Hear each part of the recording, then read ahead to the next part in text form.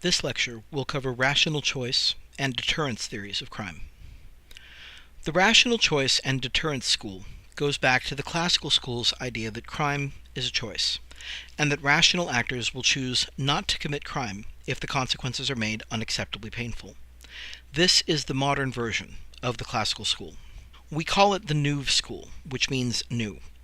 The first modern interpretation of the classical school of theory is the rational choice school of Cornish and Clarke.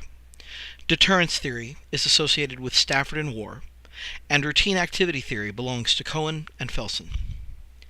These forms of criminological thought emerged in the 1970s, around the time that the United States began to reject rehabilitation as a reason for arresting and incarcerating people. They abandoned rehabilitation as a function of incarceration and turned to the let's scare people into not offending method of crime control, which is known as deterrence. Long since abandoned since Beccaria fell out of favor in the 1700s, these theories were really appealing to the puritanical and punishment-oriented elites on both sides of the political aisle. The Nouveau school identifies similar problems to Beccaria's time, but not the same ones.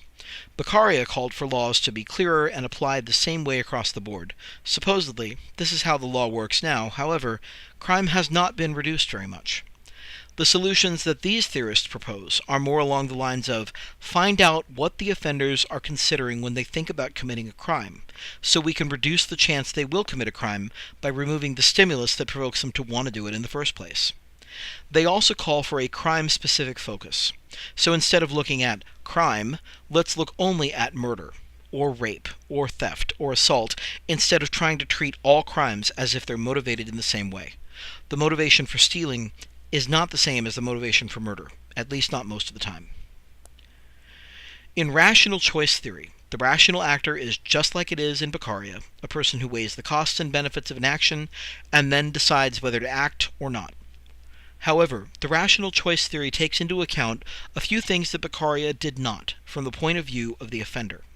First, subjective expected utility is how much an actor expects to get out of their actions. If an offender needs $300 per day to support themselves, and they're looking at stealing a radio or a flat-screen TV, the TV probably has more subjective expected utility. They can get more bang for their buck by stealing that versus stealing a radio. But suppose the criminal is knowledgeable about antiques, and he realizes that the radio was one of the first ones ever produced in the United States. That increases its value. So the subjective expected utility of the radio, for the person who has more information, is more than the flat-screen TV would have. This brings in the idea of bounded rationality. This is where the actor, as far as they know, is making rational decisions. They are weighing the costs and benefits that they're aware of. But they might not have all the information needed to make a truly informed choice, and this means that their decisions are not actually as rational as they could be. So using our example thief from subjective expected utility, a typical thief sees a radio and a flat-screen TV and they say, well, obviously a flat-screen TV is going to be worth more than a junky old radio.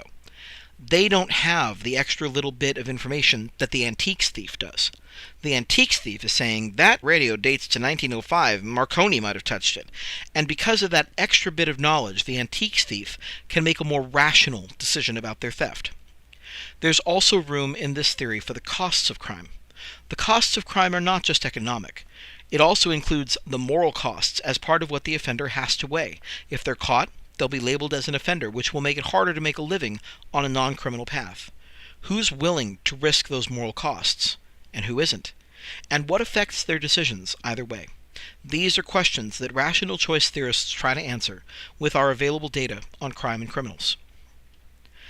Deterrence theory became popular in the 1970s due to the work of economists. It has had an enormous impact on crime control policies in the modern era. The U.S. has abandoned rehabilitation as a reason to imprison, and now focuses entirely on punishment and deterrence by raising the punishment bar higher and higher. It's also become easier to go after juveniles with harsher punishments. Now, deterrence is almost pure Beccaria. If you make punishments visible, known, and severe, then people won't commit crimes because crime is a choice. There are several different types of deterrence. Absolute deterrence is about creating a situation where people will absolutely refrain from committing any offense ever. Restrictive deterrence is about trying to reduce the number of severe crimes, or trying to reduce how often crimes happen. Specific deterrence is aimed at the specific persons committing the crime, such as a gang injunction, which targets a specific gang. General deterrence is intended to keep non-offenders from offending at all, due to fear of consequences. Now, 3 other terms you need to know are severity, celerity, and certainty. Severity is the severeness or harshness of the punishment. Celerity is how fast the punishment happens after the offender commits the crime. And certainty goes back to Beccaria. How certain is it that the punishment will fall? Finally, routine activity theory. This is straightforward. It assumes that crime will happen in a situation that has 3 components, and all of these components must be present, or crime will not happen. First, there has to be a motivated offender. There has to be a person who both wants to offend and has a reason to offend. So a person who's a rapist feeling the drive to rape someone, or a thief who really needs money, or a junkie who really needs to get their next fix. These are all motivated offenders. They have a reason to act. Second, there has to be a suitable target. For a person who needs money, a suitable target is a person who's carrying a loose purse over their shoulder, or wearing a Rolex watch, or some expensive-looking jewelry. For the rapist, a suitable target might be a woman alone at home with a window open, or a woman walking in a dark area with no companion.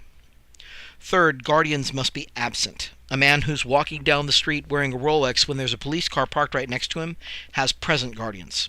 A store that has a security guard has a present guardian. The theory says there must be an absence of suitable guardians. All 3 of these things have to come together in order for crime to happen. So if there's an empty house in a quiet neighborhood, but there's a security patrol, or neighbors are home, that doesn't meet the criteria, because there are guardians present. If you have an offender who really wants money, but he can't find anyone who looks like they have any, then that doesn't meet the criteria because there's no suitable target. And if there's no motivated offender, well, crime definitely won't happen. Finally, one finding of routine activity theory is that the presence of police in localized high crime areas called hotspots has a reductive effect on crime. And this goes right along with the presence of guardians idea, and it shows that this part of the theory, at least, does hold up with the data. This lecture has covered the main points of the modern rational choice and deterrence schools of theory.